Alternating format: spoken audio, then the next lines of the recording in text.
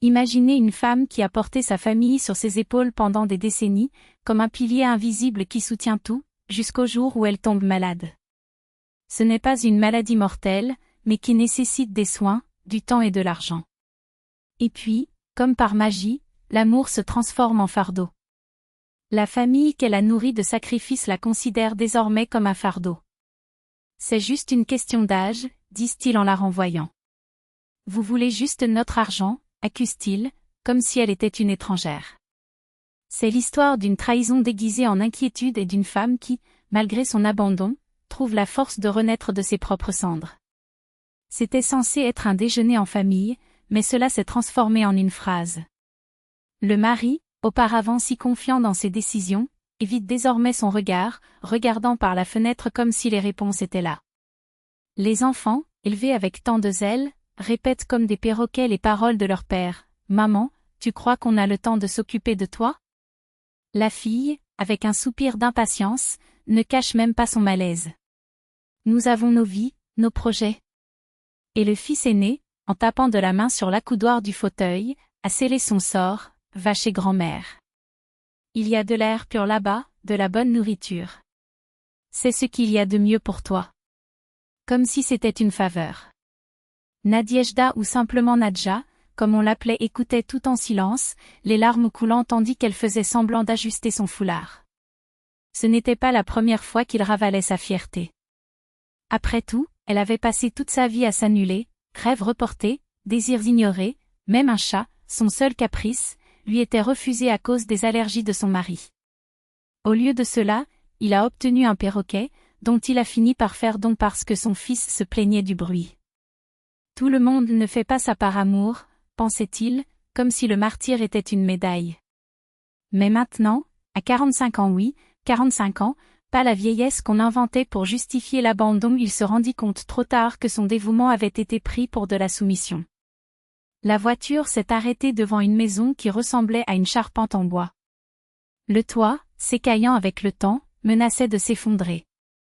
Les murs, humides et couverts de moisissures, dégageaient une odeur d'abandon. « Ici, tu vas guérir, » dit le mari, comme si ces 4 murs pourris étaient un sanatorium. « Si vous avez besoin de quelque chose, appelez. J'ai laissé de l'argent dans le tiroir. » La porte a frappé. Le moteur rugit.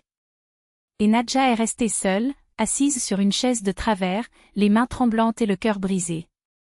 Il pleurait comme jamais auparavant, un cri qui semblait entraîner avec lui toutes les illusions. Mais quand les larmes ont séché, quelque chose en elle a aussi séché, la patience. « Je ne vais pas mourir ici. »« Pas maintenant, pas comme ça », murmura-t-il en s'essuyant le visage avec ses mains. Il prit un seau, alla au puits et commença à nettoyer. Chaque mouvement faisait mal, chaque respiration était un effort, mais la colère était plus forte que la faiblesse. La nuit, épuisée, elle se souvenait de sa faim. L'argent que son mari avait laissé une aumône, en fait se trouvait dans le tiroir, avec son ancien portefeuille, où elle gardait des économies qu'elle jurait être pour ses enfants. « C'est quoi ce bordel ?» pensa-t-il. Elle se rend au marché du village, où des regards curieux la suivent. La vendeuse, une femme au visage fatigué, ne posait aucune question. Ce n'est qu'au moment où Nadja s'apprêtait à partir qu'elle entendit « Tu es nouveau ici, n'est-ce pas? Tu ne veux pas d'un chaton? Nous l'avons trouvé hier, tout seul. » Sous le comptoir, 2 yeux verts brillaient à travers une fourrure noire. Petite, fragile, tout comme elle se sentait des heures auparavant. Je l'ai ramenée à la maison. Le chat, qui pouvait tenir dans la paume de sa main, se blottit sur ses genoux comme s'il savait que sa place était là. Pendant que l'animal ronronnait, Nadja s'endormit avec moins de poids sur la poitrine. Le matin, le téléphone sonna. C'était le patron, inquiet. « Quand reviens-tu? L'équipe t'attend. » Elle soupira. « Je n'y retourne pas. Maintenant, je vis à la campagne. Et honnêtement, je n'ai plus la force de faire ça. » Il y eut un silence à l'autre bout du fil. Puis une voix ferme, « Je comprends. Mais si vous avez besoin de quelque chose, de n'importe quoi, demandez-le simplement. » Nadja a failli dire « non », par habitude. Mais cette fois, il hésita. « En fait, j'avais besoin de quelqu'un pour réparer le toit. » et d'un vétérinaire pour ce petit. Le patron a ri. Considérez que c'est fait. Au crépuscule, un camion s'est arrêté devant la maison. 4 jeunes hommes en sautèrent, outil à la main. Le patron l'a envoyé. Où sont les dégâts? Pendant qu'il martelait et sciait, Nadja regardait depuis la fenêtre, le chat sur ses genoux. Ce n'était pas la fin qu'il avait imaginée. Ce n'était pas la justice. C'était quelque chose de mieux, la preuve que même lorsque le monde nous tourne le dos, la vie insiste pour nous donner une seconde chance, parfois sous la forme d'un toit réparé, d'une assiette de nourriture chaude ou d'une paire d'yeux verts qui nous rappelle qu'il y a encore de l'amour dans ce monde. Et qu'en fin de compte, la seule personne qui devait l'abandonner était elle-même. Et puis les cartons ont commencé à arriver. Gros, encombrants, plein de choses dont elle n'aurait jamais rêvé avoir besoin. De la nourriture et des médicaments en conserve, des couvertures moelleuses, une lourde couette pour les nuits froides, des draps propres qui sentent la lavande. Et parmi tout cela, une petite boîte avec du scotch sur laquelle une main inconnue avait griffonné, pour ne pas m'ennuyer. À l'intérieur, une clé USB contenant des films ceux qu'elle avait mentionnés, presque par hasard, lors d'une conversation avec l'infirmière des mois plus tôt. J'aime les anciens, ceux qui finissent bien, avait-il dit, comme si c'était un péché d'admettre qu'il croyait encore à quelque chose comme ça. Le bruit ne s'est pas arrêté. Marteau, scie, perceuse, le bruit de la maison en train de renaître résonnait dans le quartier, attirant l'attention des badauds. Au début, ce n'était que des regards furtifs autour de la clôture. Puis, des coups timides à la porte. Je suis Madame Ivanova, du numéro 12. Je vois que vous rénovez, avez-vous besoin d'aide? Nadja a servi du thé, offert des tranches de tarte aux pommes qu'elle avait préparées le matin même, avec des pommes cueillies sur l'arbre que sa grand-mère avait planté il y a des décennies. Les voisins sont revenus. Certains avec des outils empruntés, d'autres avec des pots de confiture maison, des conseils en isolation thermique ou simplement des histoires à raconter. Même le patron est arrivé, s'est assis à la table de la cuisine et, entre 2 gorgées de thé, a avoué « Je pensais que tu allais t'effondrer en partant. Mais regarde-toi maintenant. » Il parlait doucement, comme si le vent pouvait emporter les mots. Et vous savez? Cela n'a pas de sens de perdre un employé comme vous. Nous trouverons un moyen pour vous de travailler à domicile. Après tout, qui de mieux qu'un survivant pour apprendre aux autres à ne pas abandonner? Nadja a accepté. Non pas par gratitude même s'il y en avait aussi mais parce qu'il réalisait que, pour la première fois depuis des années, il avait le choix. Cela a commencé la semaine suivante, avec le chat, maintenant nommé Fumassa, en raison de sa fourrure grise qui se fondait dans l'ombre, insistant pour s'allonger sur le clavier. Elle ne l'a pas repoussé. J'ai laissé ses pattes poilues gêner ses feuilles de calcul, j'ai ri quand il a grignoté le stylo. C'était comme si l'univers lui disait, tu vois? Même les petits désagréments peuvent être doux. Puis 20 coppers, le charroux qu'une voisine a amené après que son chat ait eu déporté. Je ne peux pas tous les garder, expliqua-t-il, mais Nadja voyait dans ses yeux qu'elle voulait que quelqu'un garde celui-là en particulier, le plus nerveux, celui qui miaulait comme s'il racontait des secrets. En moins d'1 mois, la maison qui faisait autrefois écho à la solitude résonnait désormais de ronronnements, de rires au téléphone avec le patron et du bruit de la bouilloire qui sifflait à l'heure du thé. Bien entendu, la maladie était toujours là. Mais cela ne la définissait plus. C'était comme une ombre qui, au lieu de l'avaler, se contentait de l'accompagner silencieuse, sans la force de lui voler sa lumière. Pendant ce temps, en ville, la vie de Vladimir s'effondrait comme un château de cartes.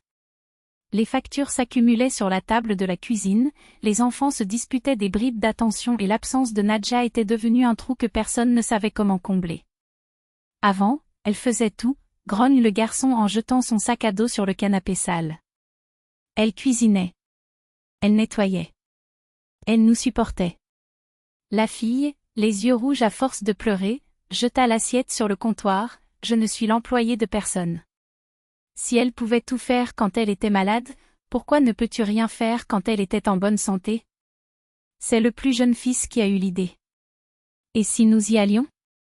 Et si nous demandions? Vladimir hésita.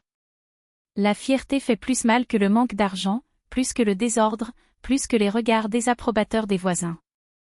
Mais le garçon a insisté, elle reviendra. Il faut qu'elle revienne.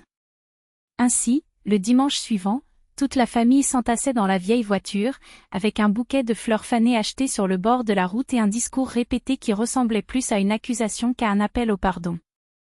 Mais ce qu'ils ont trouvé n'est pas la femme fragile qu'ils avaient abandonnée. Cette maison était méconnaissable. La cheminée fumait en spirales élégantes, la cour était balayée, avec du bois de chauffage empilé à côté d'une hache brillante. Il y avait des fleurs dans les vases près de la fenêtre. Lorsqu'ils franchirent le portail, l'odeur du pain frais les frappa comme un coup de poing. À l'intérieur, le sol étincelait, les murs étaient peints d'un jaune chaud et sur la table, parmi des tasses de thé et une assiette de biscuits, était assise Nadja. Pas l'ombre qu'ils avaient laissée derrière eux, mais une femme aux joues rouges, un chat sur ses genoux et un autre enroulé autour des pieds d'un homme qui, quel homme était-ce? Il lui tenait la main comme si c'était le trésor le plus précieux du monde. Vladimir déglutit. Ses enfants se figèrent derrière lui, les excuses mourant dans leur gorge. « Ah, tu es venu, dit Nadja, comme si c'était la chose la plus naturelle du monde. » Il a placé Fumassa sur les genoux de l'étranger, qui souriait, comme si tout lui appartenait, et s'est levé. « J'ai pensé à appeler. Tu m'as manqué, où sont-ils venus vérifier si je respirais encore ?» Le silence qui suivit fut perçant. Elle remarqua les visages familiers, son mari, pâle, la fille, se mordant la lèvre, le fils, regardant ses propres chaussures. Et alors? Est-ce que quelqu'un va me dire pourquoi ils sont là? Pour me ramener comme un fardeau?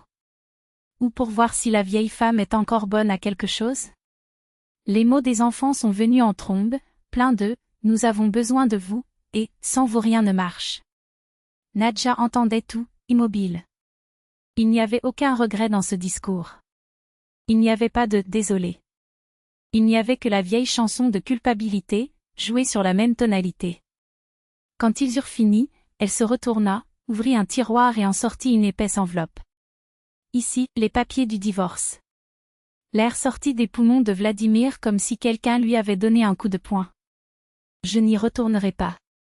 Il n'y a rien vers quoi revenir. Il désigna la maison d'un large geste. Ici, j'ai la paix. J'ai des gens qui me voient. Elle regarda l'homme à table, qui hocha la tête, comme s'il savait exactement ce qu'elle allait dire, j'ai quelqu'un qui a choisi de rester. Mais la maison. Notre maison, s'écria la fille, les larmes coulant. Nadja sourit, et c'était un sourire triste mais ferme. Tu l'as vendue quand tu m'as laissé à la porte de l'hôpital avec une valise et un mensonge. Maintenant, il est trop tard.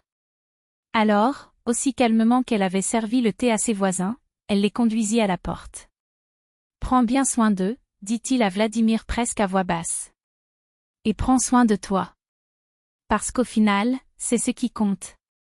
Lorsque la voiture s'est éloignée, soulevant de la poussière sur le chemin de terre, elle est retournée à l'intérieur. L'homme Dmitri, comme il s'était présenté des semaines auparavant, lorsqu'il était apparu avec une boîte à outils et un sourire timide lui tendit la main. Il ne te méritait pas. Nadja s'assit, ramassa la tasse encore chaude et regarda par la fenêtre. Non, acquiesça Théil. Mais je mérite ça. Et pour la première fois depuis longtemps, il y croyait.